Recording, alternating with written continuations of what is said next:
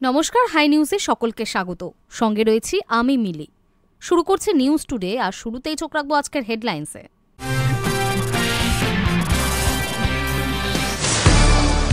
রাজ্যপাল সিভি আনন্দ বোসের উদ্যোগে পাল্টে গেল রাজভবনের নাম। কেন্দ্র ইতিমধ্যেই ওই প্রস্তাবে শিলমোহর দিয়েছে। বাংলা রাজভবনের নতুন নাম হল লোকভবন। বাংলায় এসআইআর নিয়ে আরও কড়া নির্বাচন কমিশন। বিএলওদের নিরাপত্তা সুনিশ্চিত করতে পুলিশ কমিশনার ডিজিপিকে চিঠি কমিশনের, তারপরে গর্জে উঠলেন অভিষেক।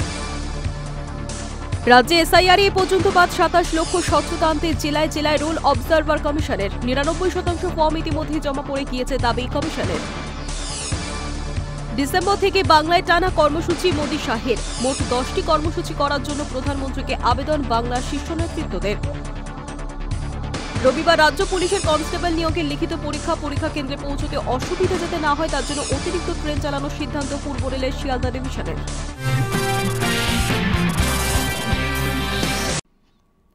এসএসসি মামলার গুরুত্বপূর্ণ পর্যায়ে সুপ্রিম কোর্ট স্পষ্ট নির্দেশ দিয়েছিল, একজন দাগি বা টেন্টেড প্রার্থীকেও পরীক্ষায় বসতে দেওয়া যাবে না। কিন্তু একাদশ দ্বাদশ শ্রেণীর শিক্ষক নিয়োগ পরীক্ষার ফল প্রকাশের পর দেখা গেল বহু অযোগ্য নাম ঢুকে পড়েছে তালিকায়। আর এবার নথি যাচাইয়ের সময় 269 জন দাগি প্রার্থীকে চিহ্নিত করল স্কুল সার্ভিস কমিশন। এসএসসি মামলার গুরুত্বপূর্ণ পর্যায়ে সুপ্রিম কোর্ট স্পষ্ট নির্দেশ দিয়েছিল, একজন দাগি বা টেন্টেড প্রার্থীকেও পরীক্ষায় বসতে দেওয়া যাবে না। কিন্তু একাদশ দ্বাদশ শ্রেণীর শিক্ষক নিয়োগ পরীক্ষার ফল প্রকাশের পর দেখা গেল বহু অযোগ্য নাম ঢুকে পড়েছে তালিকায়। আর এবার নথি যাচাইয়ের সময় 269 জন দাগি প্রার্থীকে চিহ্নিত করল স্কুল সার্ভিস কমিশন। শুক্রবার এক বিজ্ঞপ্তিতে এসএসসি জানায়, নথি যাচাইয়ের সময়ই ধরা পড়েছে এই বিপুল সংখ্যক অযোগ্য প্রার্থীর উপস্থিতি। কমিশন জানিয়েছে, শুধু শিক্ষক বা শিক্ষিকা নন, এই তালিকায় এমন অনেক শিক্ষাকর্মীও আছেন যাদের আগেই দাগি বলে চিহ্নিত করা হয়েছিল, অথচ তারা পরীক্ষায় অংশ নিয়ে উত্তীর্ণও হয়েছেন এবং নথি যাচাইয়েরও আবেদন করেছিলেন। কমিশন তাদের সবাইকেই বাদ দিয়ে দিয়েছে। কমিশনের বক্তব্য, নথি যাচাইয়ের কাজ এখনও চলছে। যদি আরও কোনো অযোগ্য প্রার্থীর নাম কারো নজরে আসে তা কমিশনকে জানাতে বলা হয়েছে। অভিযোগ পেলে তা খতিয়ে দেখে প্রয়োজনীয় পদক্ষেপও করা হবে। স্মরণীয় 2016 সালের নিয়োগ দুর্নীতির ঘটনায় সমগ্র প্যানেল বাতিল করে দিয়েছিল সুপ্রিম কোর্ট। এর ফলে এক ধাক্কায় চাকরি হারিয়েছিলেন প্রায় 26,000 শিক্ষক শিক্ষাকর্মী। আদালতের নির্দেশে নতুন করে পরীক্ষা নেওয়ার পাশাপাশি বলা হয়েছিল, যারা দাগি তারা কোনোভাবেই নতুন নিয়োগ প্রক্রিয়ায় অংশ নিতে পারবেন না, এমনকি তাদের ফেরত দিতে হবে চাকরির মেয়াদের বেতনও। তারই প্রেক্ষিতে শুরু হয়েছে নতুন নিয়োগ প্রক্রিয়া। কিন্তু পরীক্ষার পর প্রকাশিত মেধা তালিকা ঘিরেই ফের দেখা গেল বিভ্রাট। কমিশন সূত্রে জানা গিয়েছে, একাদশ দ্বাদশ শ্রেণীর মোট 35টি বিষয়ের মধ্যে 31টির নথি যাচাই শুক্রবার পর্যন্ত শেষ হয়েছে। বাংলা ও ইংরাজি বিষয় ইন্টারভিউ চলছে। যে কয়েকটি বিষয় এখনো বাকি, সেখানেও আরও দাগি প্রার্থী ধরা পড়ার আশঙ্কাও রয়েছে। ফলে বাদ যাওয়া প্রার্থীর সংখ্যা আরও বাড়তে পারে বলেই মনে করা হচ্ছে। 4 ডিসেম্বর পর্যন্ত চলবে নথি যাচাই। তার মধ্যেই স্পষ্ট হবে নতুন নিয়োগে আরও দাগি রয়েছে কিনা। Hi news Network. বাংলায় এসআইআর নিয়ে আরও কড়া নির্বাচন কমিশন। বিএলওদের নিরাপত্তা সুনিশ্চিত করতে পুলিশ কমিশনার ডিজিপিকে চিঠি কমিশনের। এরপরই কিছু আড়াল করা হচ্ছে বলে গর্জে উঠলেন অভিষেক। তৃণমূল প্রতিনিধিদের সাক্ষাতের পরই বাংলায় এসআইআর নিয়ে কড়া বার্তা দিল জাতীয় নির্বাচন কমিশন। শুক্রবার সন্ধ্যা নাগাদ রাজ্য পুলিশের ডিজি ও কলকাতা পুলিশ কমিশনারকে চিঠি দেওয়া হয়েছে বিএলওদের সুরক্ষা নিয়ে। তাতে জানানো হয়েছে, 9 ডিসেম্বর অর্থাৎ ভোটার তালিকা খসড়া প্রকাশ পর্যন্ত সমস্ত বিএলও যেন নিশ্চিন্তে নিরাপদে কাজ চালিয়ে নিয়ে যেতে পারেন, তার ব্যবস্থা করতে হবে। তাদের উপর যেন কোনো রাজনৈতিক চাপ না তৈরি হয়, তাও দেখতে হবে। আর কমিশনের এই বক্তব্যই ফুঁসে উঠেছে শাসক দল।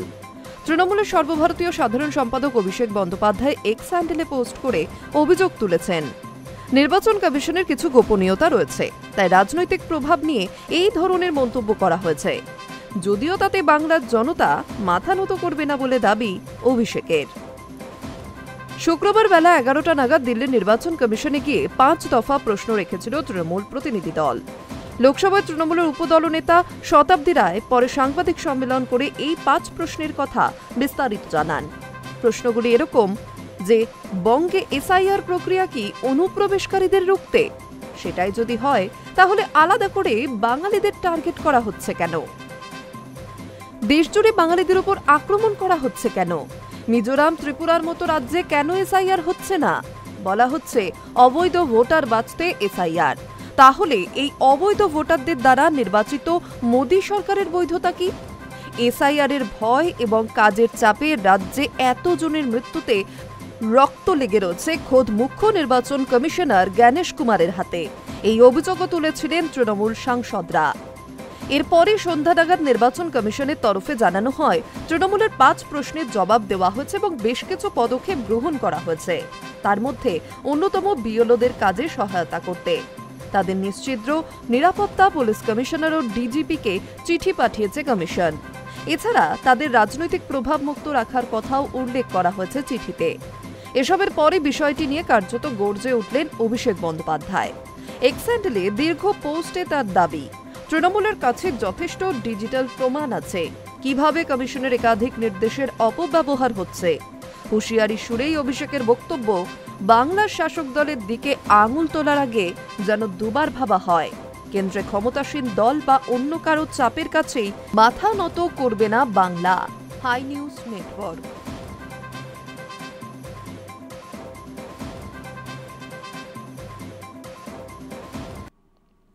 রাজ্যে এসআইআরে এ পর্যন্ত বাদ 27 লক্ষ। স্বচ্ছতা আনতে জেলায় জেলায় রোল অবজারভার কমিশনের 99.83% ফর্ম ইতিমধ্যেই জমা পড়ে গিয়েছে, দাবি নির্বাচন কমিশনের। রাজ্যে এসআইআর প্রক্রিয়া আরও স্বচ্ছ ও ত্রুটিমুক্ত করতে কমিশন পশ্চিমবঙ্গের জন্য একজন স্পেশাল রোল অবজারভার নিয়োগ করছে। 1990-এর ব্যাচের রাজ্য ক্যাডারের আইএএস সুব্রত গুপ্তকে এই দায়িত্ব দেওয়া হয়েছে। নির্দেশও জারি করা হয়েছে। এবার রাজ্যের প্রতিটি জেলায় আলাদা করে নির্বাচনী রোল অবজারভার নিয়োগ করেছে কমিশন। 12টি বড় জেলার জন্য 12 জন অভিজ্ঞ আইএএস অফিসারকে রোল অবজারভার পদে নিযুক্ত করা হয়েছে।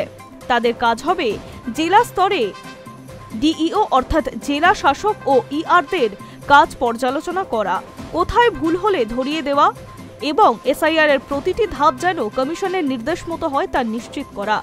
পাশাপাশি কোনো রাজনৈতিক দলের সিইওর সঙ্গে দেখা করতে হলে আগাম সময় চেয়ে নিতে হবে বলে বিজ্ঞপ্তিও জারি করা হয়েছে। রাজ্যের মুখ্য নির্বাচন আধিকারিক দপ্তর সূত্রে খবর, শুক্রবার বেলা 12টা পর্যন্ত মোট 27,71,000-এর নাম বাদ পড়েছে। এর মধ্যে মৃত 15 লক্ষের মতো, নিখোঁজ প্রায় 2,61,000, স্থানান্তরিত 8,88,000। এছাড়া ডুপ্লিকেট ভোটারের সংখ্যা 58,168 জন। জাতীয় নির্বাচন কমিশনের তথ্য বলছে যে 12টি রাজ্যে এসআইআর প্রক্রিয়া একযোগে চলেছে সেগুলির ক্ষেত্রে বড় রাজ্যগুলির মধ্যে পশ্চিমবঙ্গের শতাংশের বিচার সবথেকে বেশি এনুমারেশন ফর্ম ডিজিটাইজ হয়েছে, যা 87.91%। প্রায় 6,73,68,000-এরও বেশি ভোটারের তথ্য ডিজিটাইজ হয়েছে বাংলায়। শুক্রবার বেলা 3টে পর্যন্ত মোট ফর্ম জমা দেওয়া হয়েছে 7,65,লক্ষ,5,985টি, অর্থাৎ 99.83%। কমিশনের পক্ষে 6, 7 ও 8 নম্বর ফর্ম অনলাইনে দেওয়ার সময় আধার ভিত্তিক ই-সই সুবিধাও বাধ্যতামূলক করা হয়েছে। অন্যদিকে শহর ও শহরতলি ঘেরা দক্ষিণ ও উত্তর 24 পরগনায় ডিজিটাইজ হয়েছে 84 ও 79%। কলকাতার উত্তর ও দক্ষিণে ডিজিটাইজের হার 61 ও 65%। সিইও দপ্তর সূত্রে জানা গিয়েছে, খসড়া ভোটার তালিকা প্রকাশের পর মৃত, স্থায়ীভাবে স্থানান্তরিত, ডুপ্লিকেট এবং নিখোঁজ ভোটারের তালিকা আলাদা করে প্রকাশ করা হবে। এছাড়া কত সংখ্যক এনুমারেশন ফর্ম নন সাবমিশন রয়েছে সেই তালিকা থাকবে অন্য ক্যাটাগরিতে। Hi news Network. রাজ্যপাল সিভি আনন্দ বোসের উদ্যোগে রাজভবনের নাম পাল্টে গেল। কেন্দ্র ইতিমধ্যেই এই প্রস্তাবে শিলমোহর দিয়েছে। ফলে ঔপনিবেশিক আমলে ছাপ সরিয়ে বাংলার রাজভবনের নতুন নাম হল লোকভবন। রাজ্যপাল সিভি আনন্দ বোসের উদ্যোগে রাজভবনের নাম পাল্টে গেল। কেন্দ্র ইতিমধ্যেই ওই প্রস্তাবে শিলমোহর দিয়েছে। ফলে ঔপনিবেশিক আমলের ছাপ সরিয়ে বাংলার রাজভবনের নতুন নাম হল লোকভবন। নাম পরিবর্তনের ঘোষণা এসেই রাজভবনের সরাসরি এক্স হ্যান্ডেলের নামও বদলে দেওয়া হয়েছে। নতুন পরিচয় লোকভবন। সেখানে পোস্ট করে জানানো হয়েছে এই সিদ্ধান্তের কথা। রাজভবনের নাম পরিবর্তনের এই প্রস্তাব নিয়ে বহুদিন ধরেই আলোচনা চলছিল। অবশেষে কেন্দ্রের অনুমোদন মিলতেই আনুষ্ঠানিক ঘোষণা করল রাজভবন কর্তৃপক্ষ। এক স্যান্ডেলে রাজ্যপাল লিখেছেন, জন রাজভবন উদ্যোগের লক্ষ্য ছিল প্রসাদের ওই কাব্যিক দূরত্ব ঘুচিয়ে সাধারণ জনমানুষের কাছে রাজভবনকে আরও উন্মুক্ত করা, তাদের সমস্যা আশঙ্কা শুনে তদানুযায়ী প্রয়োজনে দ্রুত সহায়তায় পৌঁছে দেওয়া। গত 3 বছরে প্রাকৃতিক বিপর্যয় হোক বা সামাজিক উদ্বেগ, জনরাজভবন সরাসরি জনসেবায় নামিয়েছে বলে দাবি করেছেন রাজ্যপাল। এবার সরকারি পর্যায়ে নামকরণের ভিত্তিতে কেন্দ্রীয় গৃহমন্ত্রকের এক নির্দেশনা। মন্ত্রক 25 নভেম্বর 2025-এর নোটিফিকেশনে জানিয়েছে, দেশের সকল রাজভবন ও রাজনিবাসকে যথাক্রমে লোকভবন ও লোক নিবারণ পুনর্নামকরণ করার সিদ্ধান্ত নেওয়া হয়েছে, যাতে খাঁটি জন উদ্যোগ এবং জনসম্মুখী ভাব বিকাশের ইঙ্গিত পাওয়া যায়। সেই নির্দেশনা মেনে পশ্চিমবঙ্গের রাজভবন এখন লোকভবন বলে অভিহিত হয়েছে, এমনটাই শনিবার রাজ্যপাল জানিয়েছেন। সরাসরি আলাপ আলোচনায় বলা হয়েছে, জন রাজভবন কেবল নাম নয়, এটি একটি কর্মযোজনা। গত 3 বছরে রাজভবন জেলা পর্যায়ে তৎপর থেকেছে দুর্যোগ ব্যবস্থাপনা, নির্যাতনের অভিযোগ তদন্ত বা জনদুর্ভোগের মাঝামাঝি এসে সহায়তা পৌঁছে দেওয়ার কাজ। বদলে যাওয়া নামের সঙ্গে সেই কার্যক্রমকেও আরও আইনি ও প্রাতিষ্ঠানিক শক্তি দেওয়া হবে বলে সূত্রের খবর। রাজ্যপালের টুইটে বলা হয়েছে, লোকভবন হিসেবে কাজের ক্ষেত্রে আরও বাড়বে। জনগণের আশা আকাঙ্ক্ষা মেটানোর জন্য রাজভবনের ভাবমূর্তি বদলানো প্রয়োজন ছিল। বস্তুত বাংলার সাংবিধানিক প্রধান হিসেবে 3টে বছর কাটিয়ে ফেললেন রাজ্যপাল সিভি আনন্দ বোস। সম্প্রতি বেশ খানিকটা সময় ধরে রাজভবনের সঙ্গে রাজ্য সরকারের মতানৈক্য তৈরি হয়েছে একাধিক ইস্যুতে। কখনো বিলে সময় মতো সই না করা, আবার কখনো রাজ্য রাজনৈতিক অশান্তির দায় শাসক দলের ওপর চাপিয়ে দেওয়া। নানা বিষয়ে রাজ্যপালের অতি সতর্কতা বিতর্কিত পদক্ষেপ বিড়ম্বনার কারণ হয়ে দাঁড়িয়েছে। যদিও রাজ্যের শাসক দলের সঙ্গে সাময়িক তিক্ততা কাটিয়ে সামগ্রিকভাবে বাংলা নিয়েই মেতে থাকতে ভালোবাসেন রাজ্যপাল। কয়েকদিন আগেই জানিয়েছেন, বাংলায় কাজ করার অভিজ্ঞতা দারুণ, গ্রাম বাংলাকে আরও দেখতে চান, আরও সময় কাটাতে চান। Hi news network.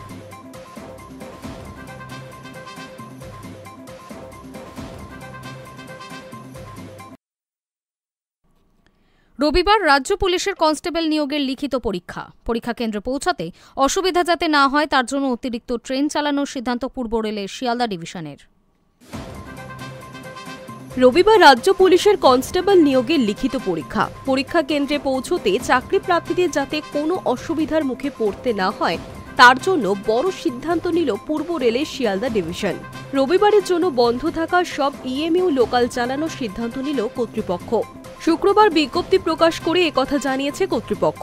30 নভেম্বর রবিবার রাজ্য পুলিশের কনস্টেবল নিয়োগের পরীক্ষা। সকাল থেকে বিভিন্ন প্রান্ত থেকে চাকরি প্রার্থীরা তাদের পরীক্ষা কেন্দ্রে যেতে শুরু করবেন। শহরতলি পরিবহনের অন্যতম প্রধান ও সহজ মাধ্যমই হচ্ছে রেল। সেই কথা মাথায় রেখে রবিবারের জন্য বন্ধ থাকা সব ইএমইউ লোকাল চালাবে শিয়ালদা ডিভিশন। প্রাথমিকভাবে জানা গিয়েছে, সকাল 9টা থেকে দুপুর 3টে পর্যন্ত ট্রেনগুলি চালানোর সিদ্ধান্ত নেওয়া হয়েছে। উল্লেখ্য, রাজ্য পুলিশের কনস্টেবল নিয়োগের লিখিত পরীক্ষা রবিবার। 11,000-এর বেশি শূন্য পদ রয়েছে। রাজ্য জুড়ে পরীক্ষা কেন্দ্র করা হয়েছে। এবারের পরীক্ষায় নিয়মে কিছু বদলও করা হয়েছে। সিভিক ভলেন্টিয়ার, ভিলেজ পুলিশ ও অন্যান্য সহযোগী পুলিশ কর্মীরা কনস্টেবল নিয়োগ পরীক্ষায় বসতে পারবেন বলে সিদ্ধান্ত হয়েছে। পাশাপাশি অন্যান্য যেমন সংরক্ষিত আসন থাকে তা থাকবেই। পরীক্ষার্থীরা শেষ মুহূর্তের প্রস্তুতি নিচ্ছেন। এবার তাদের সুবিধার্থে রবিবার বাতিল হওয়া সব ইএমইউ ট্রেন চালানোর সিদ্ধান্ত নিয়েছে rail. Hi news Network. Howrah শাখায় ফের একাধিক লোকাল ট্রেন বাতিলের ঘোষণা। রবিবার ওএইচই মেরামত, সিগন্যাল রক্ষণাবেক্ষণ ও ইঞ্জিনিয়ারিং কাজের জন্য ট্রেন বাতিলের সিদ্ধান্ত নিয়েছে রেল কর্তৃপক্ষ। হাওড়া ডিভিশনে ফের একগুচ্ছ লোকাল ট্রেন বাতিলের ঘোষণা। রবিবার অর্থাৎ 30 তারিখ বিভিন্ন ইঞ্জিনিয়ারিং কাজ, ওভারহেড ইকুইপমেন্ট মেরামতি এবং সিগন্যালিং রক্ষণাবেক্ষণের জন্য বেশ কয়েকটি ট্রেন চলবে না। ছুটির দিন হওয়ায় যানজটের আশঙ্কা থাকছে না। চলতি মাসের শুরু থেকেই হাওড়া ডিভিশনে দফায় দফায় ট্রেন বাতিলের ছবি দেখা যাচ্ছে। 2 নভেম্বর বাতিল হয়েছিল 12টি ট্রেন। ব্যান্ডেল, বর্ধমান, শেওড়াফুলি, কাটোয়া একাধিক রুটে সেই দিন ট্রেন চলেনি। 9 নভেম্বরেও হাওড়া ডিভিশনের বিভিন্ন পথে 11টি লোকাল বাতিল হয় এবং কয়েকটি ট্রেনের যাত্রাপথ ছোট করা হয়। রেলের দাবি, সিগন্যালিংয়ের সংস্কার, ট্র্যাক মেরামত, ওভারহেড লাইনের কাজ সব মিলিয়েই এই বাধ্যতামূলক বাতিলের সিদ্ধান্ত। তবে নিত্যযাত্রীদের অভিযোগ, প্রায় প্রতি সপ্তাহেই এই একই সমস্যা দেখা দিচ্ছে, ফলে যাতায়াতে তৈরি হচ্ছে অনিশ্চয়তা। শুধু হাওড়া ডিভিশনই নয়, বিগত কয়েক মাস ধরে শিয়ালদহ ডিভিশনেও চলছে বারবার লোকাল বাতিলের ধাক্কা। হাসনাবাদ, ডানকুনি, বনগাঁ একাধিক শাখায় ট্রেন বাতিলের হার ছিল চোখে পড়ার মতো। অনেক সময় দূরপাল্লার ট্রেনের সময়সূচিও বদলে গিয়েছে। রেলের দাবি, নতুন বছর থেকে ধীরে ধীরে পরিস্থিতি স্বাভাবিক হবে। তবে পুরোপুরি স্বস্তির কথা বলা যাচ্ছে না এখনো। যাত্রীদের মতে আগাম নোটিশ দেওয়া হলেও প্রতিদিনের যাতায়াতের ওপর সরাসরি প্রভাব পড়ছে, যা নিয়ে উদ্বেগও বাড়ছে। Hi news Network. প্রথমবার সৃজিত মুখোপাধ্যায়ের ছবিতে মিমি চক্রবর্তী।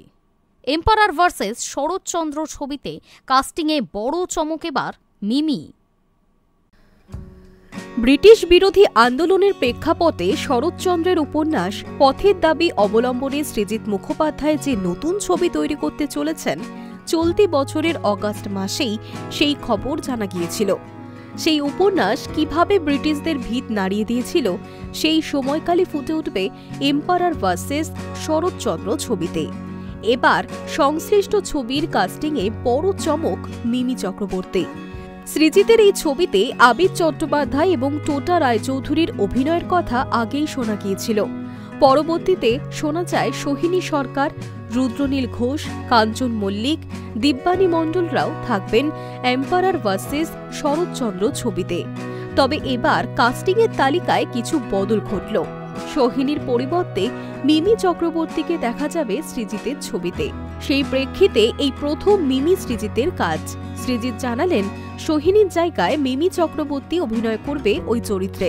প্রযোজক নন্দীবাবুর বক্তব্য, পরপর সব ছবিতেই সোহিনী হয়ে যাচ্ছিল, তখন আমি কাস্টিং বদল করি। রুদ্রনীলের জায়গায় আসছেন বুদ্ধদেব দাস, থিয়েটারের অভিনেতা বুদ্ধদেব। রুদ্র যে চরিত্রটা করছিল তার জন্য প্রস্থেটিকের দরকার পড়ছিল। রুদ্র থেকে এই চরিত্রের সঙ্গে বুদ্ধদেবের মুখের মিল বেশি। রুদ্রই আমাকে পরামর্শ দেয় থিয়েটারের কোনো অভিনেতাকে নির্বাচন করার জন্য। তবে সোহিনী, রুদ্রনীল বাদ পড়লেও আগের ঘোষণা মাফিক কাঞ্চন মল্লিক এবং দিব্যানী মণ্ডল থাকছেন এম্পারার ভার্সেস শরৎচন্দ্র ছবিতে। শুক্রবার মুক্তি পেয়েছে ছবির নতুন পোস্টারও। নতুন বছরের জানুয়ারি মাসে শুটিং শুরু করবেন সৃজিত। তবে শরৎচন্দ্রের উপন্যাসের কেন্দ্রীয় চরিত্র সব্যসাচীর ভূমিকায় কাকে দেখা যাবে, সেটা এক্ষুনি খোলসা করতে চাইলেন না পরিচালক। 2026 সালে পথের দাবির 100 বছর, ফলে সেই সময় মে মাসে ছবি মুক্তির পরিকল্পনা রয়েছে। প্রথমটায় এসবিএফ এবং দ্য ক্রিয়েটিভ মিডিয়ার যৌথ প্রযোজনার কথা থাকলেও বর্তমানে এম্পারার ভার্সেস শরৎচন্দ্রের প্রযোজনার দায়িত্বে Nandi movies. Hi news network.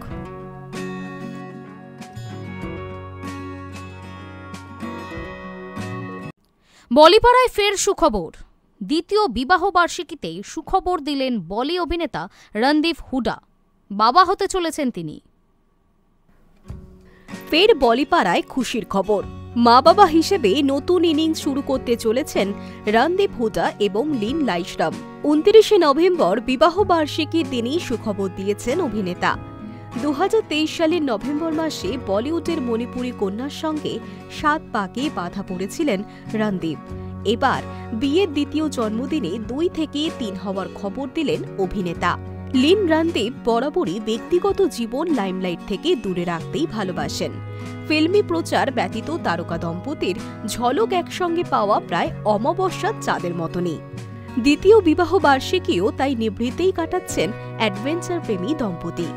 শনিবারের পোস্টেও দেখা গেল জঙ্গলের মাঝে ক্যাম্প ফায়ার উপভোগ করছেন লিন রণদীপ, আর সেখান থেকেই সংসারে নতুন সদস্য আসার খবর দিলেন তারা। তারকা দম্পতির মন্তব্য, 2 বছরের ভালোবাসা, রোমাঞ্চ আর এবার খুদে আসার পথে। আসন্ন প্যারেন্টহুড নিয়ে যে রণদীপ হুডা এবং লিন লাইশরাম দুজনেই উচ্ছ্বসিত তা বলাই বাহুল্য। নাসিরউদ্দিন শাহিদ থিয়েটার গ্রুপ মৈত্রীর সূত্রে আলাপ রণদীপ লিনের, তারপর বন্ধুত্ব এবং প্রেম। শোনা যায় কোভিডের সময় থেকেই সহবাসে ছিলেন তারকা জুটি। 2022 সালে আনুষ্ঠানিকভাবে সম্পর্কের কথা ঘোষণা করেন তারা। পরবর্তীতে 2023 সালের 29শে নভেম্বর মণিপুরের ইম্ফলে রীতি মেনেই 7 পাকে বাধা পড়েন রণদীপ হুডা এবং লিন লাইশরাম। বলিউডে রণদীপের মতো জনপ্রিয়তা না থাকলেও লিন কিন্তু কাজ নির্বাচনের ক্ষেত্রে বেশ সচেতন।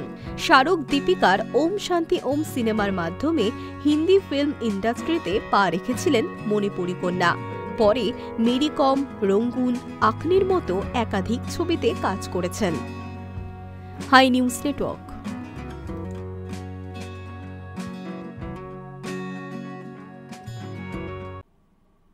পান মশলার বিজ্ঞাপন করায় আইনি বিপাকে সালমান খান।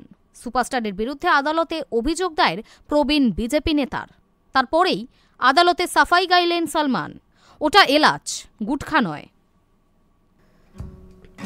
পান মশলার বিজ্ঞাপন করে আইনি বিপাকে সালমান খান। সম্প্রতি বলিউড সুপারস্টারের বিরুদ্ধে রাজস্থানের কোটার ক্রেতা সুরক্ষা আদালতে অভিযোগ দায়ের করেছিলেন প্রবীণ বিজেপি নেতা তথা রাজস্থান হাইকোর্টের আইনজীবী ইন্দ্রমোহন সিং হানি। সেই প্রেক্ষিতে এবার আদালতের কাছে সালমানের সাফাই, ওটা এলাচ, গুটখা নয়। গুটখা কিংবা পান মশলা জাতীয় দ্রব্যের বিজ্ঞাপনী প্রচারের জেরে তারকাদের আইনি জটিলতায় জড়ানোর ঘটনা নতুন কিছু নয়। এর আগে অক্ষয় কুমার, অজয় দেবগনকেও আইনি গেরোয় পড়তে হয়েছিল। এবার সেই তালিকায় নতুন সংযোজন সালমান খানের নাম। ভাইজানের পান মশলার বিজ্ঞাপনের বিরোধিতা করে বিজেপি নেতা আদালতের কাছে অভিযোগ করেছিলেন সালমান একজন জনপ্রতিনিধি। তাকে দেখে তার দর্শক অনুরাগীরা তো বটেই, তরুণ প্রজন্মও প্রভাবিত হয়। তবে শিল্পী হিসেবে সমাজের প্রতি তার একটা দায়বদ্ধতা রয়েছে। সেক্ষেত্রে কি করে সালমান এমন জিনিসের প্রচার করতে পারেন? এই বিজ্ঞাপনে বলা হয়েছে এটি নাকি কেশরে ভরপুর পান মশলা। কিন্তু প্রশ্ন, 1 কেজি কেশরের দাম যেখানে 4 লাখ টাকা, সেখানে মাত্র 5 টাকায় এই পান মশলার প্যাকেট বিকোচ্ছে কিভাবে? সালমান তো পুরোপুরি বিভ্রান্তি ছড়াচ্ছেন। আর গুটখা জাতীয় দ্রব্য স্বাস্থ্যের জন্য ক্ষতিকর, এর ফলে শরীরে ক্যান্সারও বাঁধতে পারে।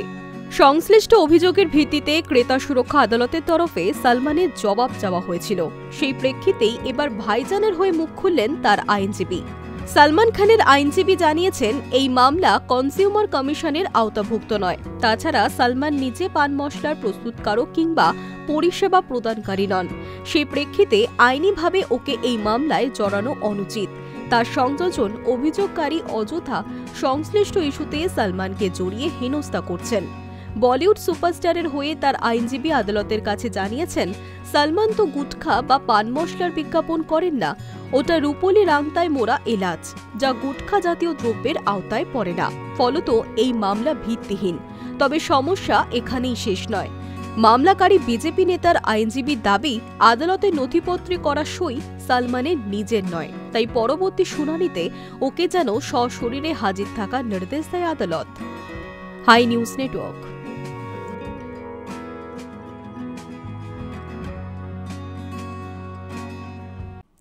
নিউজ টুডে এখনকার মতো এই পর্যন্তই।